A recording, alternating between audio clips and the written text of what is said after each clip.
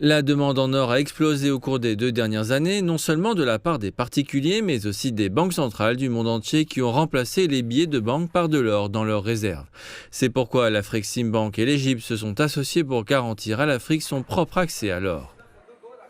Ce qui se passe, c'est que de nombreux négociants font passer clandestinement l'or africain à l'étranger, ce qui empêche les pays africains d'en tirer profit.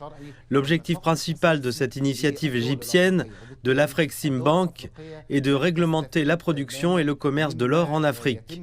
L'Égypte occupe une position stratégique reliant l'Afrique, le Moyen-Orient, l'Asie et l'Europe pour l'exportation de l'or. C'est une destination attractive pour les IDE et elle dispose des infrastructures adéquates pour cette industrie. Les experts estiment que le timing de ce projet est essentiel pour le continent. Ces mesures sont louables et parfaites en ce moment, compte tenu des défis géopolitiques mondiaux et de l'importance croissante de l'or en tant que levier économique en ces temps difficiles pour les nations africaines. Prévue dans une zone franche égyptienne, la Banque de l'or vise à formaliser les chaînes de valeur de l'or, à renforcer les réserves de la Banque centrale africaine et à créer des raffineries et des centres commerciaux locaux afin de réduire la dépendance vis-à-vis des pays étrangers. Les avantages pour l'Afrique sont nombreux.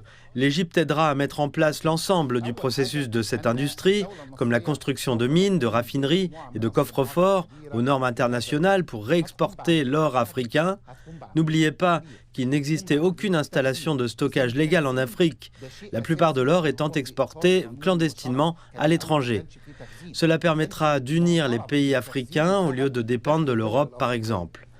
La mise en place d'une industrie aurifère légale et réglementée en Afrique générera d'énormes revenus et richesses pour les États africains. Alors que ce minerai précieux devient une matière première de plus en plus stratégique à l'échelle mondiale, l'objectif est que l'or africain serve les intérêts des populations africaines.